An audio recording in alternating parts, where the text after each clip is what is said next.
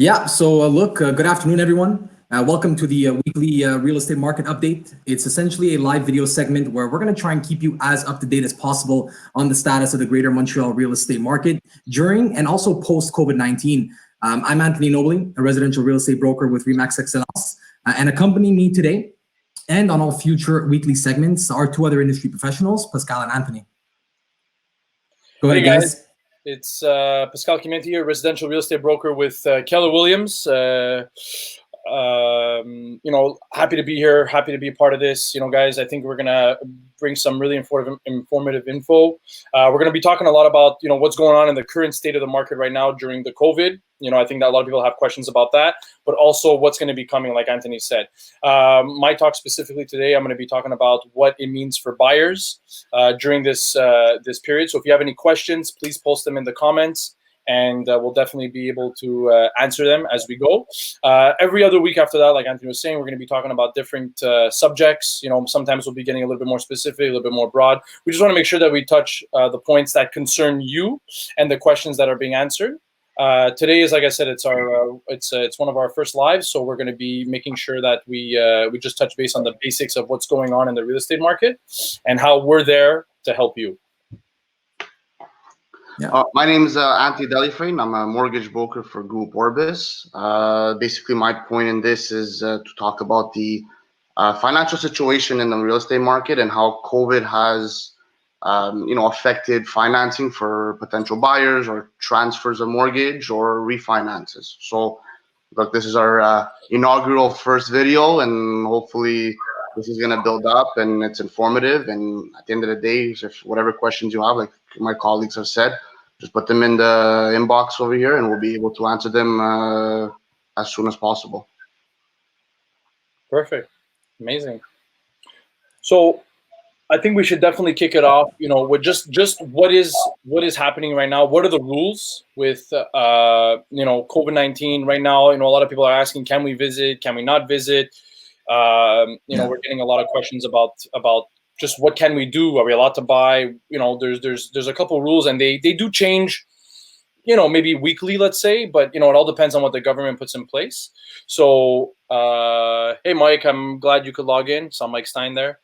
So if you can maybe run through, because I know this is a question I've gotten a lot, because right now we're, especially during these trying times, especially for us as brokers, we're working, more so with buyers because it's a little bit easier to now work with buyers. So if you want to maybe explain what exactly can a buyer do who's looking for an investment right now? So a buyer, so there's two things. A buyer looking for an investment property, non-owner occupied, unfortunately can't visit. But that doesn't mean that we can't put an offer conditional on the visit. We'll dive a bit more into that later. But just to say, so there is a possibility of locking in the property and then doing a conditional visit later. But buyers that want to occupy before July 31st, as of today, what stands is that you could visit the property with COVID-19 guidelines. So you would have to be one person at a time in the property, preferably gloves, masks, not touch anything. Anybody, unfortunately, over 70 or any younger kids are not allowed unless it's an extreme emergency for the person over 70. We have gotten directives from the OACIQ, our governing board, that basically tells us, we could visit with them, but it's safer not to. So right now, priority buyers before July 31st, if you plan to move in before July 31st, you can visit properties. And again, guys, this could change on the daily. We're going to be posting up updates on our, we're going to be making an Instagram page. We're going to be posting up updates on Facebook, on our pages, so you guys could follow us there and get basically live updates as they come, directives from the government and all that. As well, properties that were listed after April 20th. Right now, they're only allowing virtual visits. But again, that could change right now. That could change at any moment. It could change today, tomorrow. But right now, as it stands, for those buyers that didn't renew their lease, looking to buy and all that, you can visit with a broker, and we'll make sure that it's safe and accommodating for you as well. And I'd like to build a bit off, what you just said, because a lot of people have also asked me in relation to the question that you just explained is, when will things go back to normal? And it's a very difficult question to kind of answer because, okay, what is normal? Because COVID, I mean, if we take a look at the 2019 market up until, let's say, we'll call it mid-March, right? Right before we kind of went into some sort of a lockdown, the market was crazy. And normal was you would list a property and within 2 hours, if the property or product was good, you were receiving 10 offers, 50 visit requests. And the real estate market was just at a level that we haven't seen in a really long time, if ever, right? So a lot of people kind of ask me, okay, so when are things going to go back to normal? Will we be able to visit properties again? But what I think might happen is this may bring upon a new normal. And this is a conversation that I had with a few fellow realtors where they're starting to see, okay, what has happened with COVID? How has it affected realtors' ability to work? How has it affected buyers and their ability to shop for properties? But what I think may start to happen is this may become the new normal, where we might focus mostly on virtual visits instead of, let's say, spending a Sunday visiting 10 properties with your realtor. So obviously, it really is dependent on how long does this pandemic last. And that is the big question, right? Where we're not medical professionals, so we can't say for sure. We can't say when things will come back to normal, but obviously we're dealing with the information being given to us. So what do you think? Do you think that this whole pandemic is going to maybe bring on a new normal per se, going forward with real estate? So I definitely, Deli, I don't, if you don't mind if I answer this one. I think it's going to bring a new normal. I think people, at first they were hesitant about the virtual visits, and I'm not going to lie, even myself, at first I was like, man, look at this. But I think what the virtual visit allows is it allows, like, especially now with the technology we have, we have the Matterport online, we have VR visiting, people like, I was able to do a visit for a rental with the video that I took and I sent it out. And you know what, now that if that person really wants to see it, then the visit could possibly happen if it's a priority. But at the beginning, I think virtual is going to take off. And I think more and more with the technology of VR, the technology of videos and all that, I think it'll start becoming the new norm. It's definitely something that people are going to have to, get used to. I'm not going to be forcing it onto people, but it's an extra option for people who want to play it safe and are, like you said, maybe casually looking at properties. They're invested in buying, but maybe they're not the priority. Maybe they're ready for September, but they still want to see what's out there because you don't know what you really want until you start stepping into those homes and you're like, oh, you know what? I like this space, or I actually want more backyard, or this or that. So I think virtual will become the new norm over time. I think it's going to be forcing us to become the new norm. But definitely us brokers, mortgage adapting, mortgage brokers, you guys are going to be doing everything virtually as well. I think the video camera, I think more and more people are doing FaceTimes, all that. Like I've done a couple Zooms with clients. I was able to close a deal on Zoom. Like it's fun. And I actually like it, I think it's something interesting. What about you, Ant? How has that affected, your line of work? Well, for me, it's been very simple. At the end of the day, I think we have a lot of platforms that you could communicate with a client via FaceTime, WhatsApp video, Zoom on the computer and whatnot. It's been very easy on that end. Just for us, because at the end of the day, us as mortgage brokers, we're not really going to visit the house with you. You know what I mean? It's just strictly financing. I think for us, the only negative thing is just some banks have put some restrictions on the financing. It wasn't 100% clear to go. I'm going to touch a bit on it in terms of documentation. Like at the end of the day, if you weren't working or you're on EI, the banks were not looking at you. They wouldn't invest in or taking the risk in that type of transaction. They wanted people that were still in the workforce, that were guaranteed their salaries and whatnot. So that was kind of like a little bit of a hiccup. And I had some deals where you did a pre-approval before COVID, working, everybody was great, everything was perfect. And now it's just a matter of finding the right property. And then when you find that right property, you've been laid off. So now I had the files on pause. You're not working, and there's no bank that's going to prove anything on just EI at the end of the day. Even if you would have came with like a letter saying you're guaranteed to go back, until they saw that pay stub of you working and you collecting actually your income from work, that's what has been a little bit of the hurdle for us. But besides that, interaction's been there. I think for us in the mortgage industry, it was a little bit of a switch. Because the time where COVID came in, it was pre-approval season. Everyone's calling. Everybody wants to get a pre-approval. The buyer market's going to start heating up.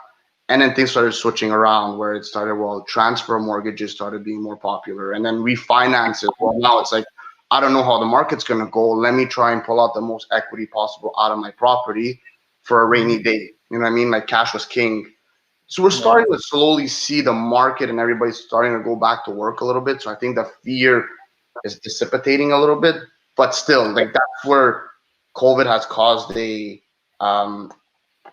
negative, not a negative, but like a switch in the goal or the vision of where you're supposed to be. Because in real estate, there's times for everything. You know, there's selling season, buying season, and same thing for mortgages. You know, there's times where the rates are just like, you know, they're high and let's just don't touch it. And then there's times where, okay, well now you're pre-approval time now. Anthony, are you seeing Delifrane, are you seeing more? Are you seeing a lot more refinancing right now that's happening? Like you said that quickly. And I just want to quickly touch base. I don't want to go too much into that. You know what I'm getting? A lot of people are saying, well, you know, Bank of Canada is slashing all the rates, you know, like it went to, I think it's at a quarter now, you know, and at the end of the day, it's like, oh, well, I want to switch out of my mortgage. I'm going to get a lower rate. And at the end of the day, the variable really went down, and I still push. Like right now, if you're someone who's looking to transfer, refinance, I would embark on a variable. And the reason being is, you're using you have the leverage on your mortgage, and it's not the bank having the leverage on you. And let's keep in mind, I don't work for the banks. I work for my clients. I'm a broker. I shop and find the best rates and the best products possible. I save you time, and time is king. No matter what it is, I save you the time. You don't have to go around doing your own homework. I do it for you. I do the suitability for you. And at the end of the day, it's really it's a one-stop shop when you're working with us. So, you know, back to what you were saying, Pascal, for us, it's more of the refinances were a question, but you also have to keep in mind, well, how much term was left on your mortgage? What's your penalty related to, you know, you wanting to switch? Does it make it worth it? So these are just discussions you have with clients. If anybody ever has a question, give me a call. We could do an in-depth look at where you'll be at, and does it make sense or doesn't make sense for you financially? Like you said, every file is different, you know, and I think it's important that people look at all their options, especially during this time, because like you said, some people refinancing, pulling out some cash to, you know, assist others, assist other projects they have might be worth it for them, and like you said, some of them might not be worth it. Yes, the rate is at their advantage, you know, and if people want to know about rates, they could definitely reach out to Anthony from you know, Group Orbis and talk about that. But we don't, you know, every case is different, and actually, it's like even Nella just said. I saw the comment. Virtual visits could work for cookie cutter types of properties, will be challenging for exclusively designed homes. And that, the question being put up there, I think like Anthony was saying, it's every file is different. Like if you're going to a condo, honestly, in a building and everything's kind of the same, like, you know, people buy pre-construction without seeing the unit. They'll see a demo unit, but it doesn't necessarily mean that it's their unit. So I think Nella's right for that. It will help him for those. But if you're buying a very specific property or a very high valued property, you know, if you're spending, I would say over $1 million, you know, I think at that point people would want to see it. But the option is still there in terms of, like I said, putting an offer conditional. There's different factors to. And sorry, Pascal, if you could just jump in 2 seconds. If I'm here on the virtual part of it, I would be a little bit hesitant, because at the end of the day, the seller is going to show exactly what they want to show you. And you have a hard time as a buyer seeing, like we say in terms, les clous cachés on a property. You know what I mean? That's maybe the only, like, nothing's perfect in this world. And I think in that virtual, I think it's a great initiative, but it's not perfect. And there's too much margin for error for the buyers. But I mean, at the end of the day, that's what's possible. If the I think it's a good starter, like you said, it's a good starter to get people warmed up to the property. And sometimes that virtual might avoid an unnecessary visit. You know, like Nobly, like I'm sure you've done maybe some virtual visits, or you've toured, like, you know, a property that offers 3D, or I've only done one. And the buyer was like, you know what, now that I see it like 3D, like not VR, just on, you know, like kind of Google Street View style, they were like, you know what, no, it's not what I thought it would be. And that's okay. Like it avoided us going out there, you know, catching COVID or just unnecessary things. And it allows them to do this in the comfort of their own home on their couch. Yeah. What I do know is it's kind of like what you guys touched on earlier, where it's kind of like a step in the right direction. Obviously, nothing can replace the physical visit, but it does kind of allow us now to maybe filter out properties that in the past we would not have filtered out. So like, for example, I put up a property for sale about a week and a half ago in Terrebonne, where I had my clients, because obviously we're not allowed to visit properties right now. So what I did is I had my clients kind of send me a walkthrough video of their property, and I posted that video to all my social channels, and I actually got some pretty decent feedback, and a couple of brokers who inquired that their clients are somewhat interested. So I do think that it offers a little bit more than just static pictures, but again, I don't believe it can fully replace the physical visit. But there are brokers, and I have seen transactions being done completely virtual. But it does also tie in a little bit to Nella's question, where it's there's specific homes that a virtual visit might not suffice. And obviously, we need to work with the tools that we have right now, and in the technology that we're in right now, it does help, but we're not quite there at the point where we're replacing the physical visit. Maybe when we start to get into the whole 3D with the headset visits, maybe it's completely replace physical visit, but I don't think we're there yet. So let me ask you guys, where do you foresee your businesses going right now? How is your trend? How's that impacted you guys in terms of, like I said, for me, it was pre-approval season basically. But now, like you guys, what was your channel at that time of COVID, and what were the hurdles, and what were the disadvantages and the pros and the cons that happened within these times right now for you to maybe readjust your business or focus? You wanna take the lead, Pascal? No, go first. Well, listen, for me, where I kind of saw a hurdle was in acquiring new business other than the business that I already had. So for example, obviously us as brokers, business doesn't fall from the sky, right? You got to go out and hustle for your business. You got to make your phone calls. You got to do your marketing. You got to do solicitation. What I found a little difficult in the, right away, immediately, was obviously in the solicitation aspect, where a lot of clients, not a lot of clients because they aren't my clients yet, but a lot of prospecting pools that I was attacking didn't really want to know anything about the real estate market. A lot of them had pushed their real estate plans until all of this boiled over. So I would say immediately what I did find a little bit difficult was kind of going out and acquiring new business. So what I did in turn was I just kind of focused on the business that I already had, business from the past. I went back and revisited old solicitation logs, old CRMs, and I kind of just built off the foundation that I already had, as opposed to kind of acquiring new. Because obviously, for the reasons that I stated, there are a lot of people that I did call that really didn't want to know anything about putting their property on the market. They didn't want people in their homes. So if I had to say one hurdle that I did encounter was kind of just acquiring new business. Okay. For you, Pascal? Well, for me, the same thing. Like at the beginning, I think there was a lot of panic. Like the government really went down hard, no visits, nothing. So it was the same thing. I was always, I work with a good amount of investors. So I was calling a lot of the revenue properties, trying to say like, look, if you guys, because a lot of the worry was also the tenant side of things. And as an owner of properties myself, that was a concern as well, right? Are the tenants going to pay? April 1st was coming quick because they put the ban, I believe, March 24th. So that's what it was. And at one point I was like, okay, so there's two worries on my side. It was the investors that I helped buy revenue properties, were their tenants going to pay? Because I like to make sure that I help them even after that transaction. And acquiring the new buyers, that was something tough. Like I was calling people, if I could help them out, the ones that were thinking about it, that I've already reached out to, and I'll be honest, I almost got 100% no. I got maybe one yes, but it was a little bit more complicated to file. But my buyers, the ones that were able to buy, that were still employed and had the cash, had the upper hand. I was able to close, 2 deals in April because the buyers were very motivated on purchasing, and the right property came up at the right time. And I think that's what's important, right? Is educating. For my goal at that point, I shifted right away, and I was just focused really on the buyers and helping them, because 2 or 3 of them, they didn't renew their lease July 1st. So they're a little bit, not to say panic, but they're like, oh, I need to find something. And there's less properties on the market. So it's an even tighter seller's market, but there's still a good amount of buyers out there. Yeah. So that was my challenge. It still is. Like I still have buyers that need to look. Listing right now, I'm not saying it's impossible. I've seen brokers list. It's not impossible. I just think once something's working for you, like me, it's my buyers. I'm going to continue focusing on that right now. And if a seller comes my way and wants to talk about that, I am 100% ready, and I'm sure you are as well. Anthony, for that, and well, Deli, you're always ready. I know you are. I'm always ready. You're just ready to go, man.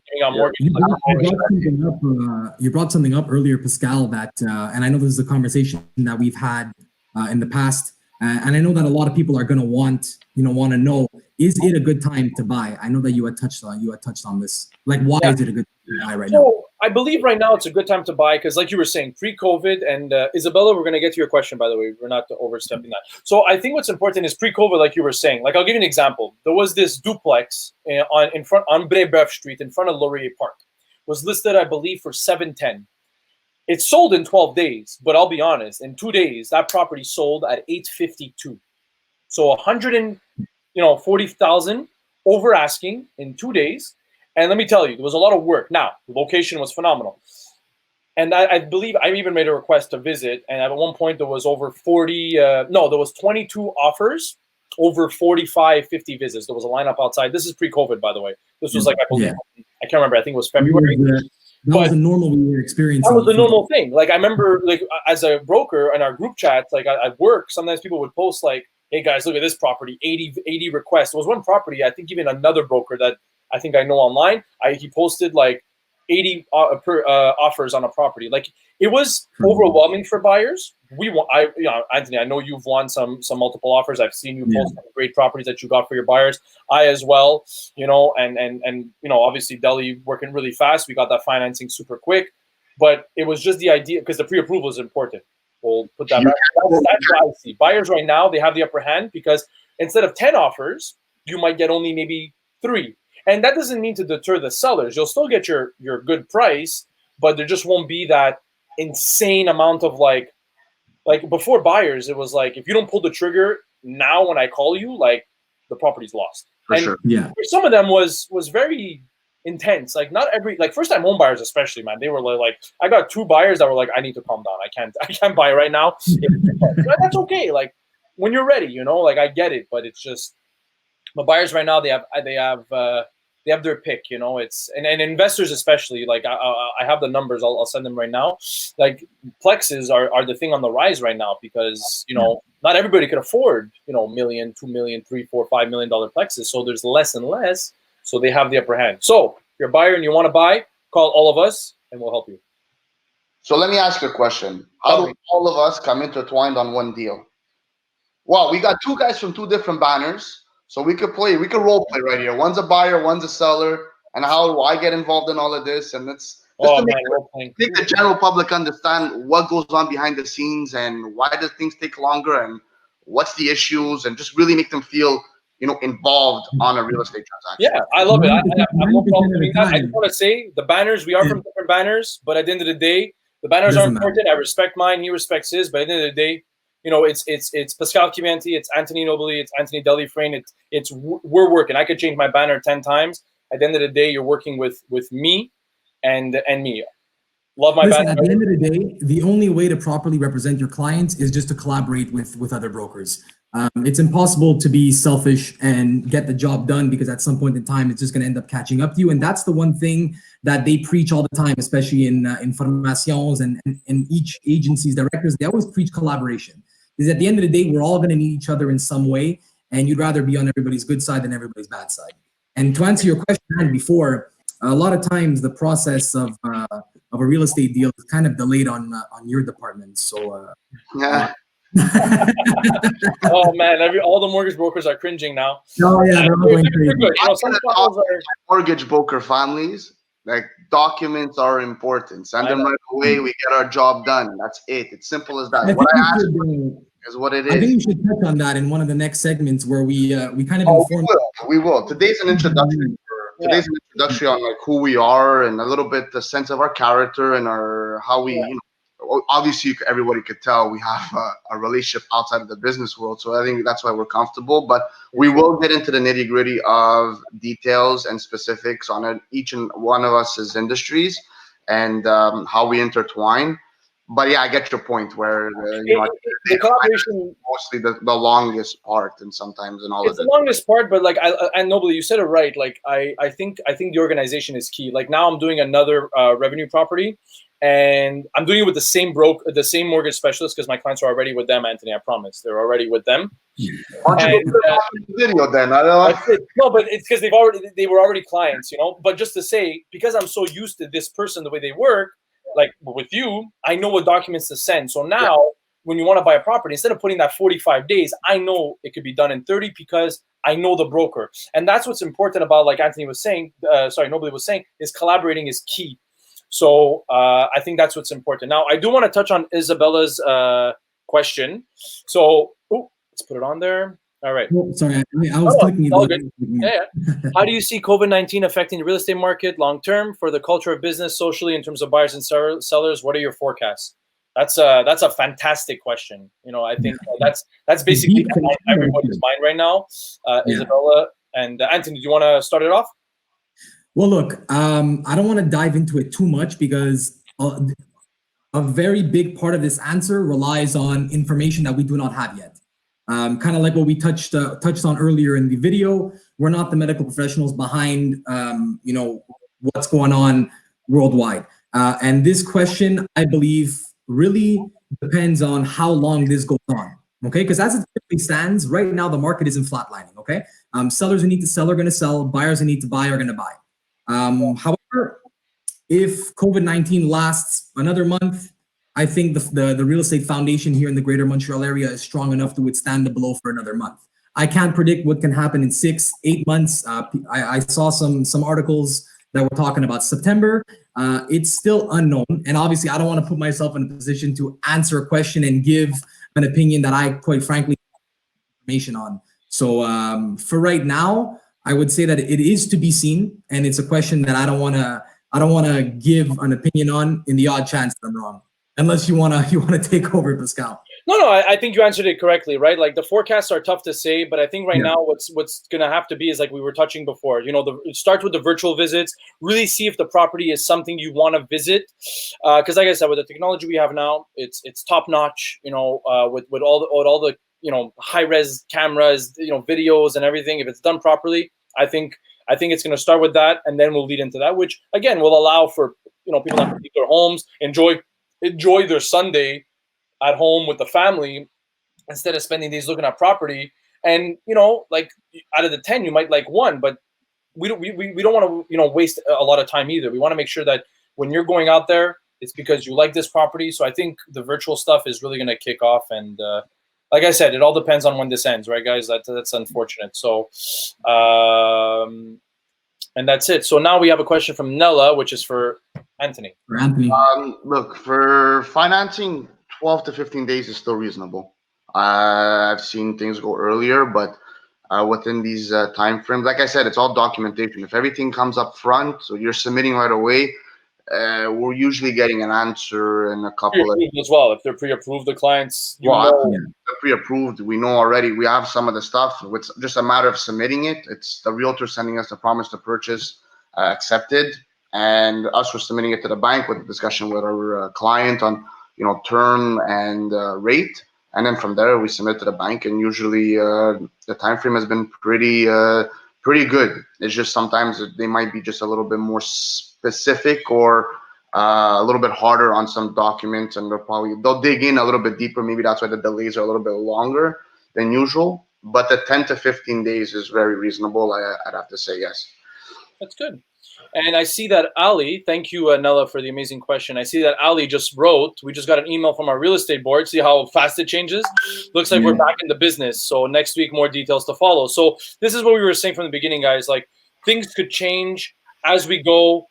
Like, look, it just changed during our live segment, right? Like as soon as the government announces, and that's good news, right? So now next week, details to follow. That's going to be our next week's segment. And if there's something that comes up that's very important, follow us on our Facebook pages. We're going to be having an Instagram account all about this, and we're going to be posting up the details as they come for you, so you understand. And then if you have any questions, you reach out to any one of us. We're all there for you at in this moment. It's not easy, and on a personal side, it's tough for everybody. And I think we're all eager to get outside, especially on days like this. Beautiful day.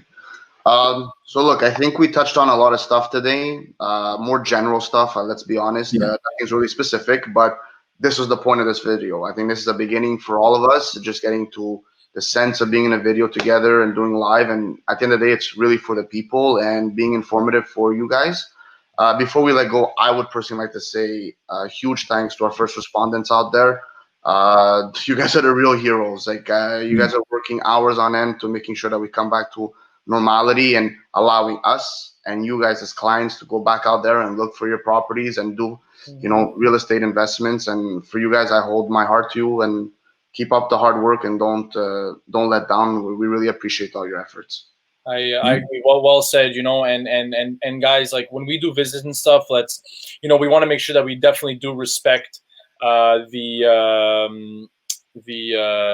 know, the COVID guidelines, right? The don't touch of the stuff, the mask, and we're gonna try and provide as much as we can for people.